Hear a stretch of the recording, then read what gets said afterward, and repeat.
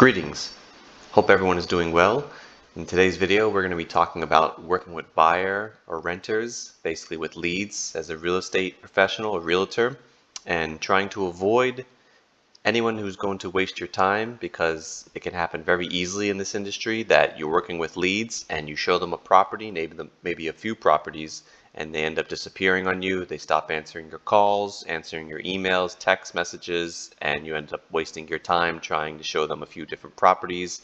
And most of the time, as a realtor, we're working pretty much for free. It's not like they're paying us to go show them properties or homes. So if you drive, a pretty long distance, you're wasting your time, your gas, and it could be very demoralizing. And that's honestly how a lot of individuals, get out of their real estate business as soon as they get in, because buyers or renters will waste their time and just disappear on you. So there's a way to work these type of leads to make sure they're not wasting your time and that you're investing your time wisely and only in individuals who really need help and are looking for something realistic and going to lead to a sale or a lease that's going to yield you some profits, because that's what it's all about, making money at the end of the day. As much as we'd love to help every single person that contacts us, every single person that contacts you isn't necessarily going to make you any money, and you need to be investing your time in things that are going to be making you money. But that's just my opinion. So that's what we're going to be talking about in this video, as quickly and as efficiently as possible. Before I do, of course, I got to speak about our brokerage. Right now we're licensed in the state of Florida at the time of this video, hopefully in the state of Georgia before the end of this year. We're 100% real estate commission brokerage, NIS Realty Inc. We pay all of our realtors 100% of your real estate commission. For more information about that, we have our subscription plans on our website. Feel free to visit nisrealty.com, or feel free to contact us. The link's in the description below. You could also reach out anytime for a free confidential consultation if you're interested in our brokerage. But enough about our brokerage. Let's start talking about what this video topic is and get straight into it.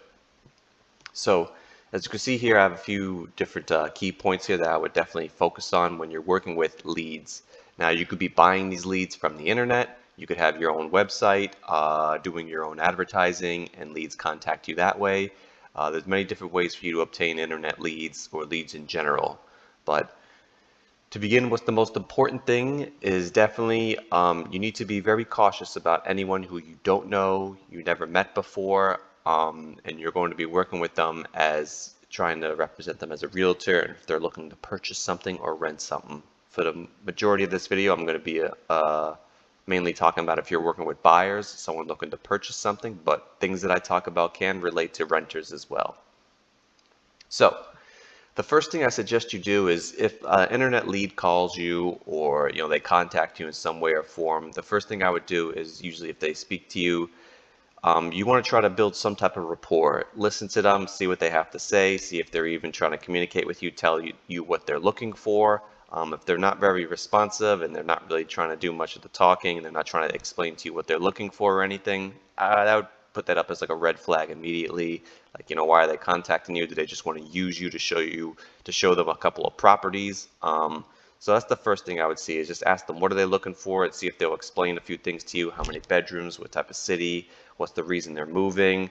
If they're just contacting you about a specific property, they don't care about telling you what they're looking for, and they just want to care about that specific property, I would be hesitant to just give them free information, because more than likely you'll give them free information, you may even do a showing for them there, then you'll never hear from them again, and you just wasted your time. So I would try to build some type of rapport in the beginning. Now, before you do any type of showing for any individuals, and this is just my professional opinion and personal advice, you could do anything, you could do what you'd like to do and so forth, but in my experience, this is the best way to approach this. Is the first thing you want to do before you do any type of showing, after you listen to them and hear them out, see what they're looking for, is right here, number one. Have the lead provide proof of funds or pre-qualification letter at minimum.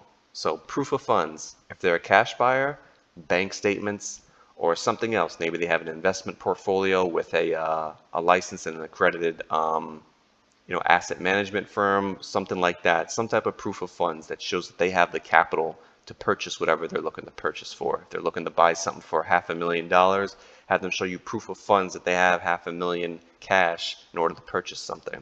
If they don't want to provide that to you, they say they don't need to, they're being hesitant, they don't want to provide you proof of funds and they're a cash buyer, if you're paying for these leads or however you're getting these leads, I know it may be difficult, but I would throw that lead away. I wouldn't even work with that individual anymore. I wouldn't argue with them. I wouldn't try to persuade them. If you ask them for proof of funds and they argue with you, they don't want to give you this information and they're a cash buyer, I would just tell them, okay, no problem. I don't know if it's going to work out with us working together, but let me see if I can find someone who could work with you. And I just wouldn't pursue that lead any further. That doesn't sound too good. That sounds like a waste of your time. In my opinion, you may feel otherwise. This is just my opinions and professional advice that I'm giving you here. So, cash buyers, proof of funds. If they're financing, the DU would be good to have, but at minimum, bare minimum, have them get a pre-qualification letter. If they can't get you a pre-qualification letter and they're looking to finance, or they don't want to get you a pre-qualification letter, same thing. I would recommend not pursuing that lead, because why even go show someone a property or search for something if they don't even want to show that they're capable of purchasing with, or financing that type of property, or the amount of that property is. And the way I feel is, if someone doesn't want to give me this information, they're just looking to go out and see properties on a weekend.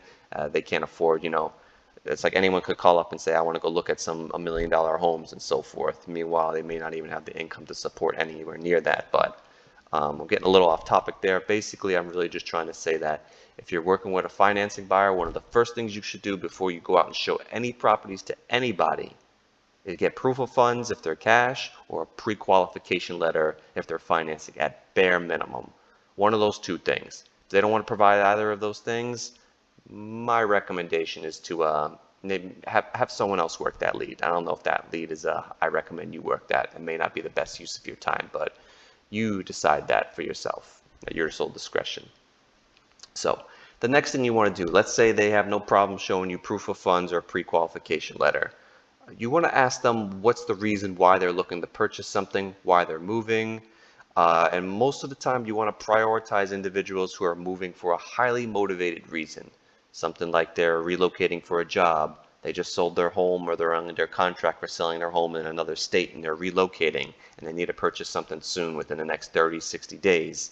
So something like a highly motivated reason, just ask them. There's really hundreds and hundreds of different reasons why somebody will be moving, but most of the time you want to try to work with individuals who have a highly motivated reason for when they're wanting to move. What that highly motivated reason is can vary, but some good examples are, if they're looking to relocate for a job, or if they're selling their current home, or if they need to just purchase something within a specific time frame, wherever the case may be. Maybe they want to get closer to family and they need something in this area in the next 90 days.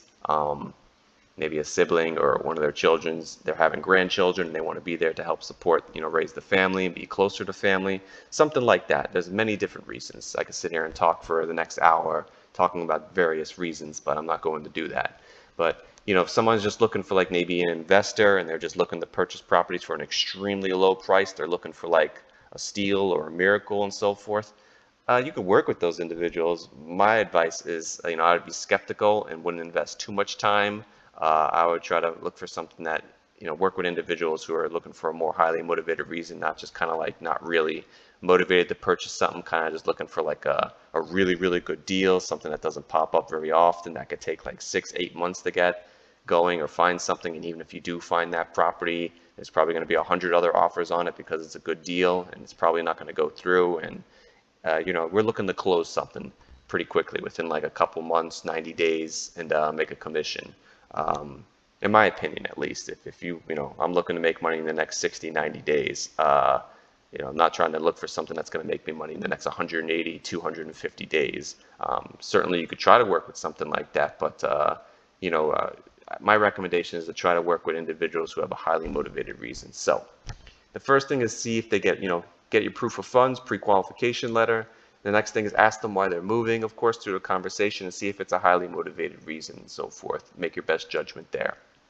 Now, the most important thing, which is number 3 here, is a lot of times, especially leads from the internet, they may have another realtor they're already working with. They may have a sibling who's a realtor. They may have a friend who's a realtor, and they're just maybe, whether they're doing it intentionally or not, they're asking you to show them some properties to basically, take a look at a couple of different things, but they already have another realtor lined up that they're going to use to close the deal with. And basically, whether they're doing it intentionally or not, they're wasting your time for you to show them properties, give them free information, and then you never hear from them again. They're dealing with their brother who's a realtor, their mother who's a realtor, or a friend, whatever the case may be.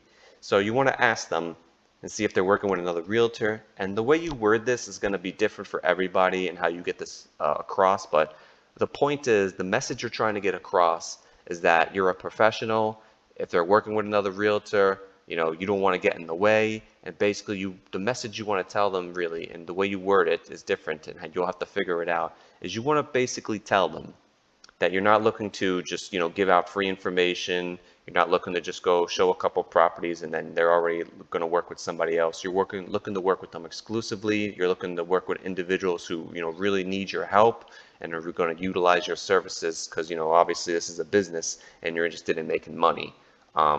You may not want to word it just like that, but how you get that message across is, you have to put it comes differently in each different individual you speak to and the rapport you have with them. The way you word it to them is going to be differently each time. But just keep in mind the message at the end of the day is you want to let them know that this is your business. You take it very seriously. You're a professional. You're willing and capable of helping individuals.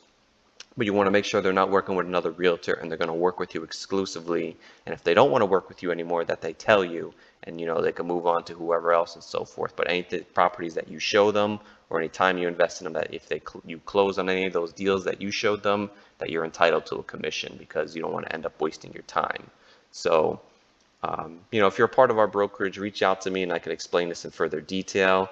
But that's basically the message that you want to get across because you don't want to be wasting your time. And if they have another realtor they're working with, tell them to contact their realtor.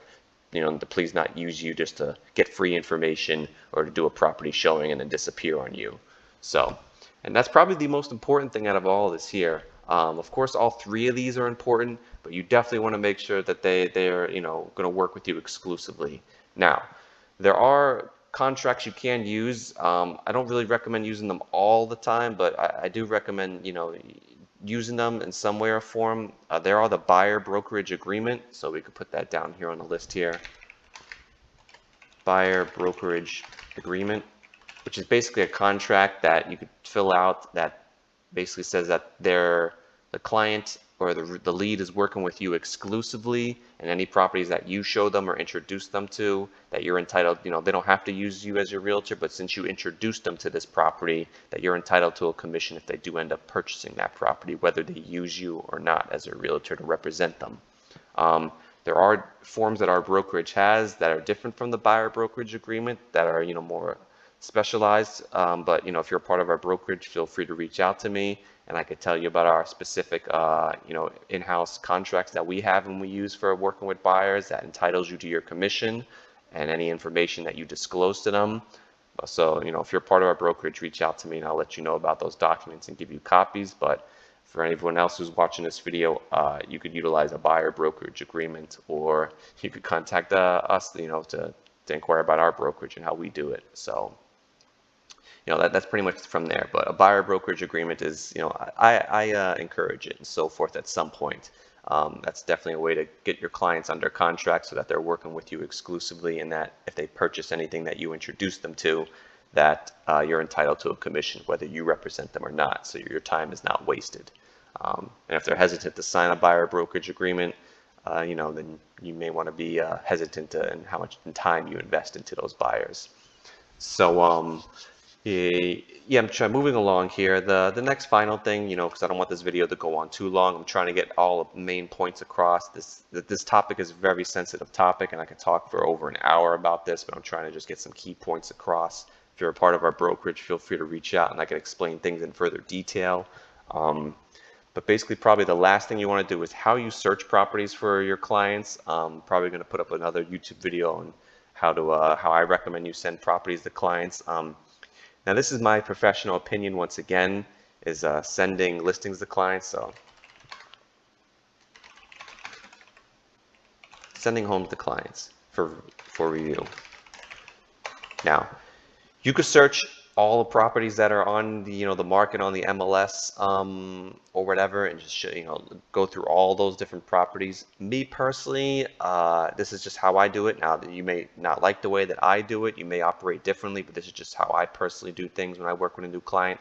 I only like to focus on properties that are brand new. So today, the time I'm making this video is the 6th of September.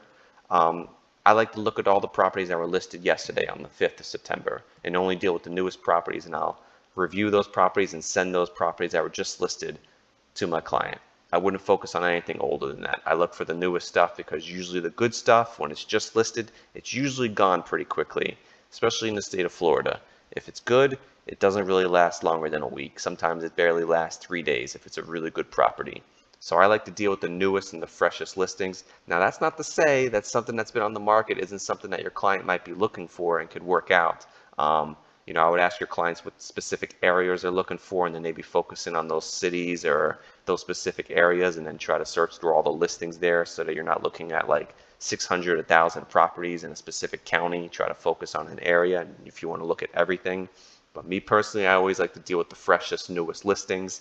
So like today's the 6th. So tomorrow morning, the 7th, I would wake up early and look at everything that was listed on the 6th. Even on today, the 6th, I would still look at it throughout the day to see what new properties are coming on the market that day. So, they hit the market on the MLS, I see it 10 minutes later, I want to inquire about it if it's something that's looking real good. So, and I'll make another video on how to search those properties to find the freshest, newest listings. But that's how I personally do things, because I like to deal with the newest stuff, because your clients can see all the older stuff that's been on Zillow and Realtor.com and whatever for 3 months, 4 months, whatever the case may be. I like to deal with the newest stuff, but I don't want to talk too much longer in this video. It's getting close to like 17 minutes here, but that's a couple of good key points here on working with leads. Be very cautious about working with the public and leads people you never met before and are from the internet. Whether they do it intentionally or not, they can waste your time. You end up investing time into them by giving them free information, doing a free showing and so forth. So before you start giving out free information, going and doing showings for people, you probably want to, I advise you take these steps here, whether, getting proof of funds, pre-qualification letter, asking them some questions, doing some scrutiny, and seeing if they're working with another realtor. Those are some of the key points. And then, eventually, maybe after you meet with them, have a few conversations, build some type of business rapport with them. Then I'd recommend doing some type of buyer brokerage agreement. If you're with our brokerage, contact me and I'll give you our contracts that we use in-house for disclosing information to clients, so that your best interests are protected as well as your clients. So yeah, feel free to reach out if you have any questions or want information about our brokerage. Once again, we're NIS Realty Inc., licensed in the state of Florida, hopefully the state of Georgia before the end of this year. And we pay our agents 100% of your real estate commission. More information is on our website, nisrealty.com. In the description below, there's more information as well. Thank you, and see you in the next video.